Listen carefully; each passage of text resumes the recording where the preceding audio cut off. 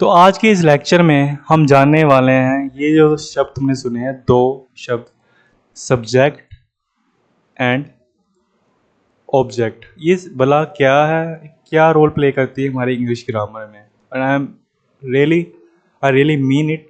मैं सच में सच बता रहा हूँ तुम्हें कि ये दो शब्द है ना, जब तुम टेंसेस सीख रहे हो, स्पेशली जो तुम्हें पता है, इतना आइडिया होगा, अगर नहीं भी पढ़ा टेंसेस तो ना होगा कि इंग्लिश ग्रामर में काफ़ी उनकी इंपॉर्टेंस है जब तुम सीख रहे हो English grammar as a second language, क्योंकि उनमें ये वर्ड्स काफ़ी यूज़ होते हैं, कुछ रूल्स होते हैं उनमें, ये वर्ड्स का काफ़ी यूज़ होता है। आज मैं दिखाऊंगा, अभी थोड़ा टाइम है कि क्या रोल है, बट सबसे पहले समझ ले कि एक्चुअली है भी क्या ये सब्जेक्ट ऑब्जेक्ट।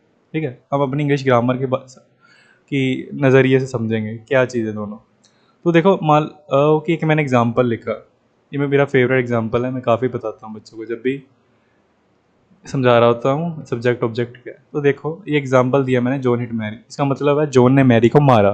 ठीक है, जब जॉन ने हिट मैरी को मारा तो उसने क्या एक्शन किया, बताना मुझे, मैं साइड पे लिख लूँ।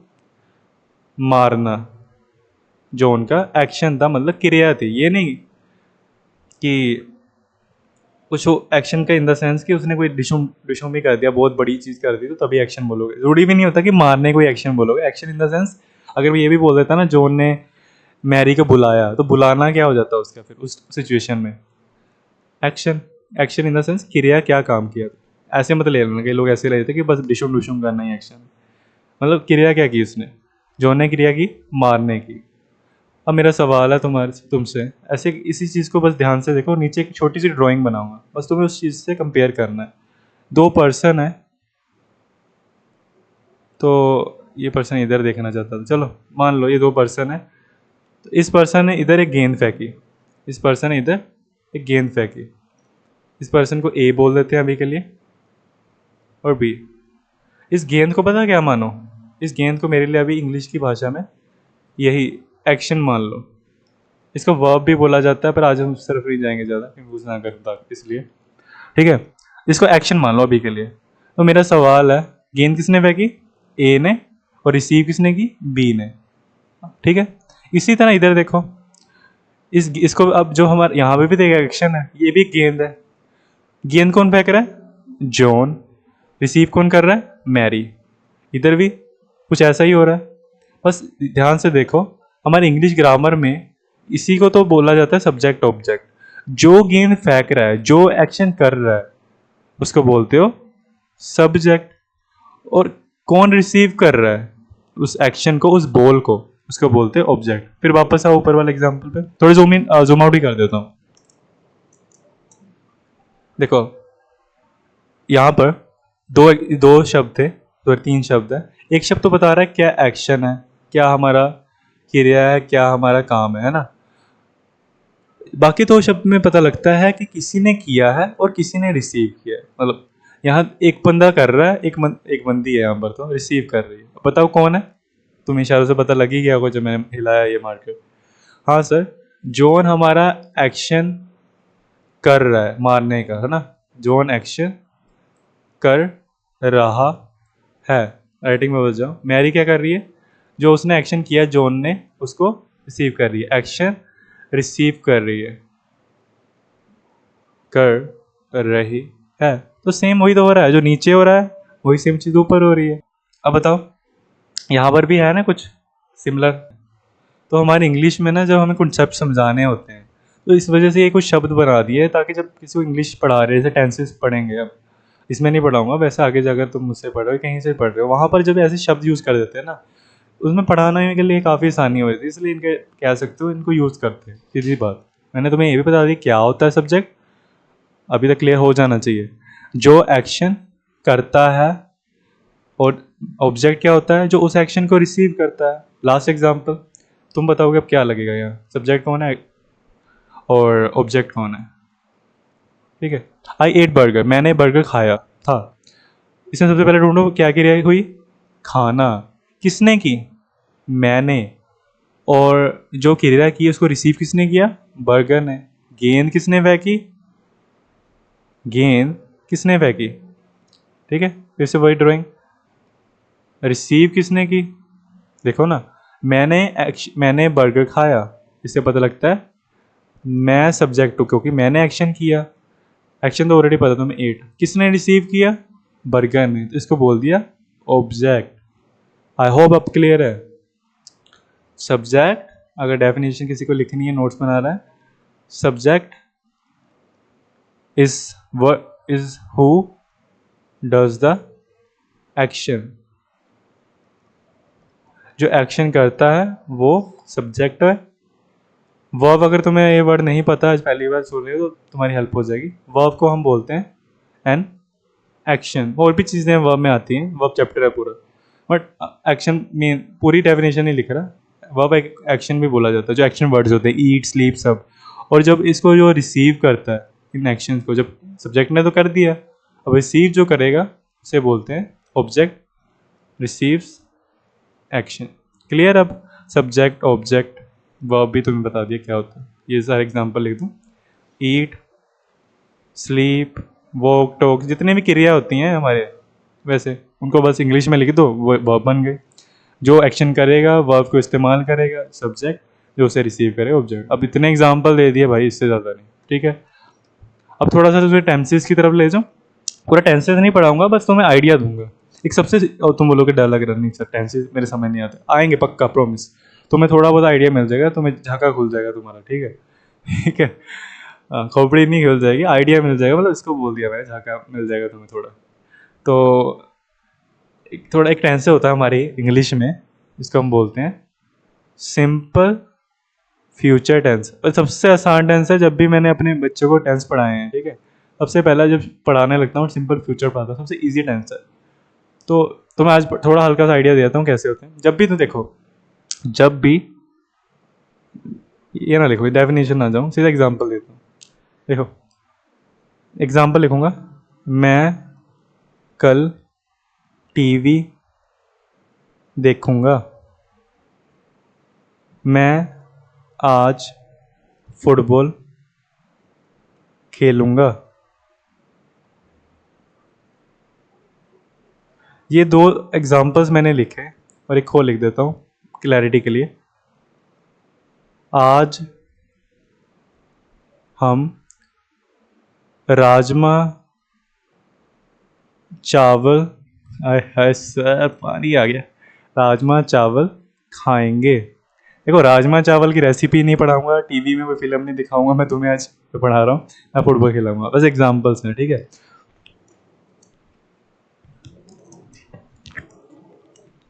तो इन एग्जांपल्स में कुछ कॉमन दिखा तुम्हें? इन एग्जांपल्स में कुछ कॉमन दिखा? हाँ जी सर, ये सब जो चीज़ें हैं, देखूंगा, खेलूंगा, खाएंगे, ये सब होंगी। तो कहने का मतलब है, जो सिंपल फ्यूचर टेंस होता है ना, तब तुम तब यूज़ करते हो। देखो, बता रहा हूँ मैं, ये मैंने लेक्चर पूरा प्योरली डाला है, सिर्फ ऐसे डिजिटल नहीं बनाया मैंने, को क्लास में पढ़ाते हुए व्हाइट बोर्ड पर पूरी वीडियो डाली है रिकॉर्डेड।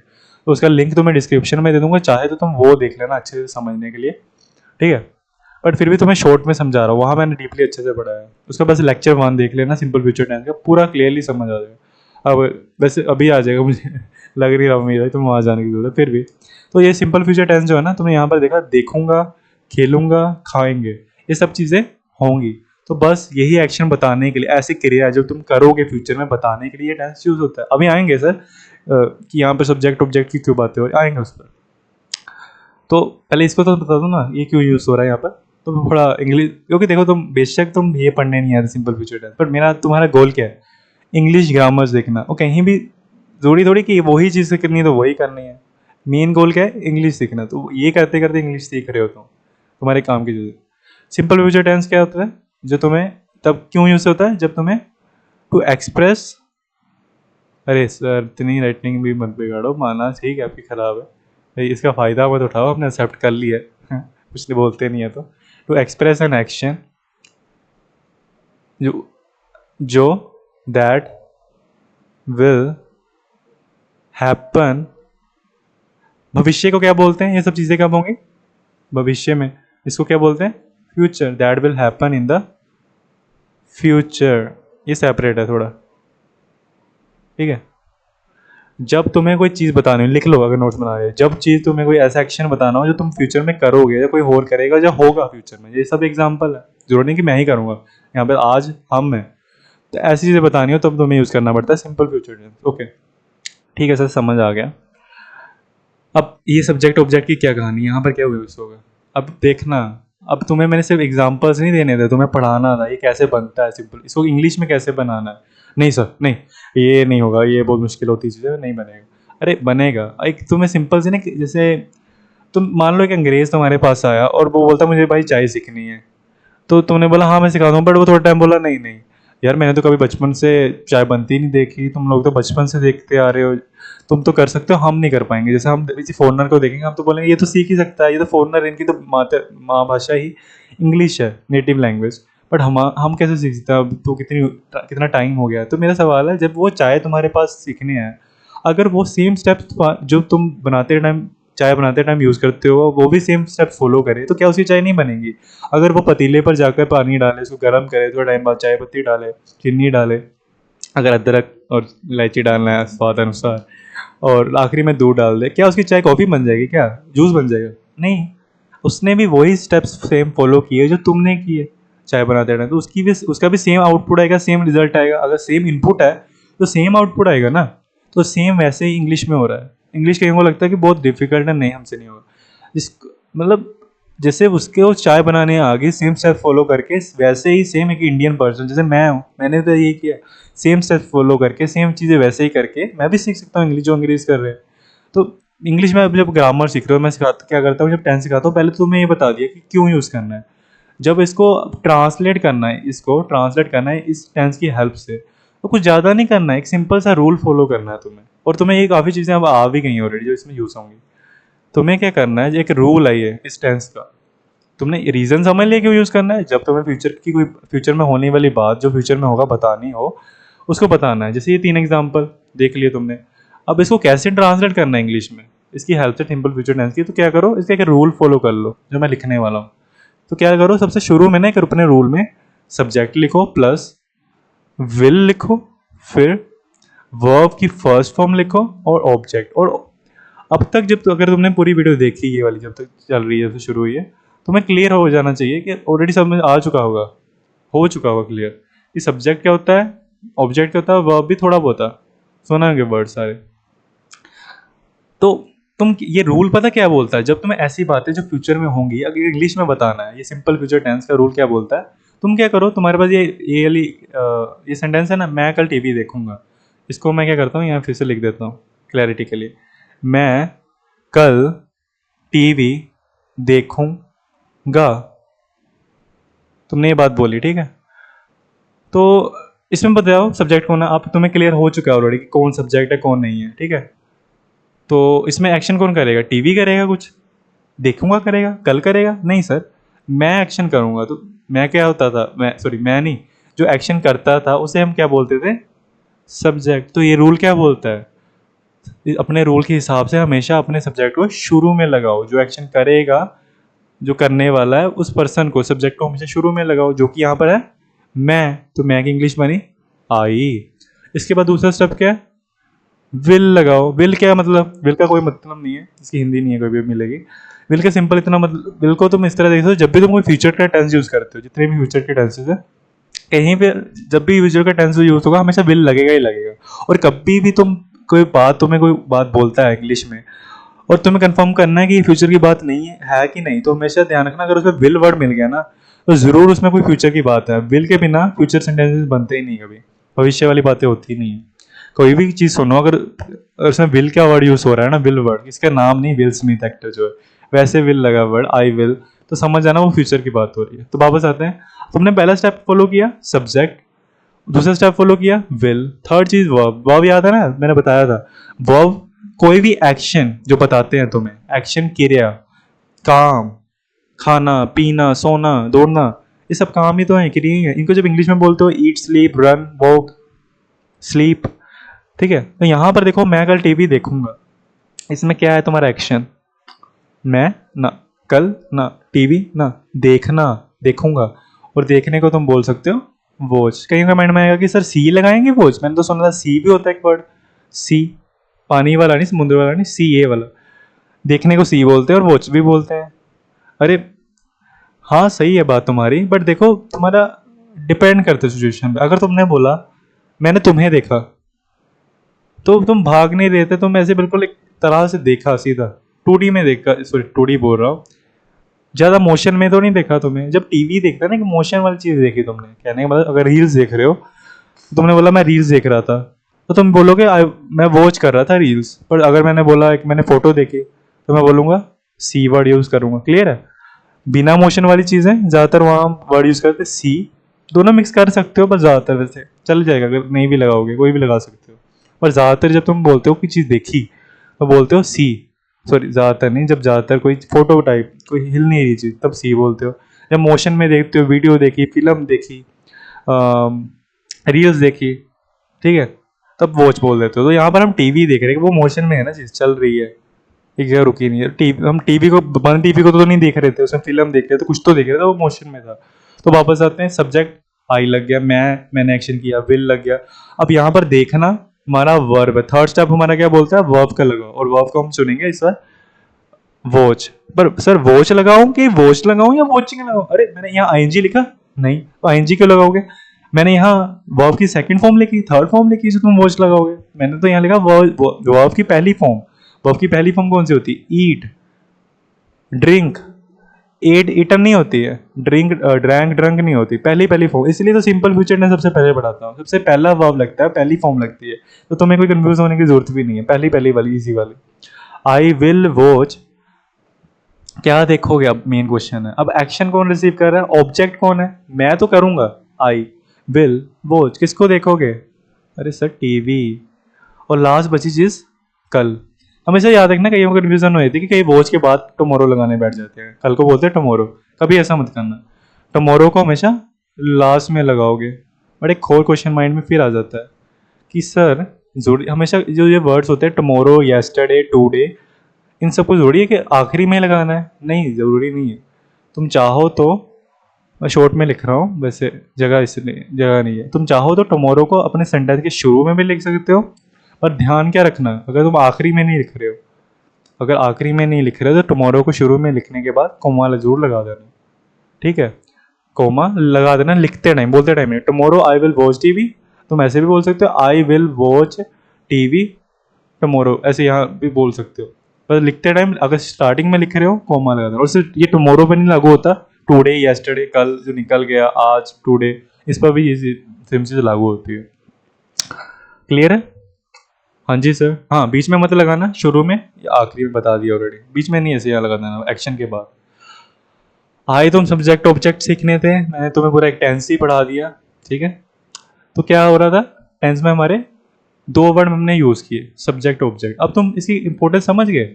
अगर तुम ये ऊपर समझ ही नहीं पाते, यहाँ पर जो हमने सारा समझा कि सब्जेक्ट क्या होता है, ऑब्जेक्ट जो एक्शन करता है वो सब्जेक्ट है, जो रिसीव करता है ऑब्जेक्ट, एक्शन को वर्ब बोलते हैं, इतना सारा अगर ये चीज़ें समझ नहीं आती है ना, तो टेंसेस के रूल कैसे फॉलो करते हैं? जैसे चाय के स्टेप हमें फॉलो करने पड़ रहे चाय बनाते समय, अंग्रेज को जो हम सिखा रहे थे, वैसे ही मैं जब इंग्लिश सिखा रहा हूँ, एक रूल्स बताऊंगा तुम्हें भी, मैं एक स्टेप्स बताऊंगा कि कैसे तुम्हें अपनी हिंदी वाली बात को, ये जो हमने बात लिखी थी यहाँ, कैसे ट्रांसलेट करना है इसको इंग्लिश में। तो मुझे भी तुम्हें एक रूल बताने पड़ेंगे, और रूल्स में कुछ शब्दों का यूज़ होगा।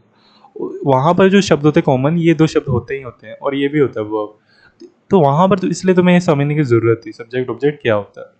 अब तुम्हें ये समझ आ गया, तुम्हारे टेंसेस समझने में आसान हो जाएगा। अगर तुम्हें बाकी भी ट्रांसलेट करने हैं, मैं आज फुटबॉल खेलूंगा, तो मुझे बताओ, मैं जूम आउट करूँ, मैं आज फुटबॉल खेलूंगा, तो मैं थोड़ा नीचे ना लिखूँ, सीधा ऊपर से देखें, यहाँ बात लिखी है, तो यहाँ पर ट्रांसलेट कर देते हैं। ये रूल देखते रहना। सबसे पहले क्या लगता है, जो एक्शन करता है आई, उसके बाद विल, तीसरी चीज़ एक्शन, मैं आज क्या एक्शन करूँगा, खेलूंगा, खेलने को बोलते हैं प्ले, और पहली फॉर्म भी प्ले की, हमने बताया ना पहली फॉर्म लगनी है, आई विल प्ले। और क्या खेलूंगा, ऑब्जेक्ट फुटबॉल, और बताया था मैंने टाइम को पहले मत लिख देना, फिर कन्फ्यूज होता है, ये भी तो एक ऑब्जेक्ट हुआ कि कब करूँगा, आज।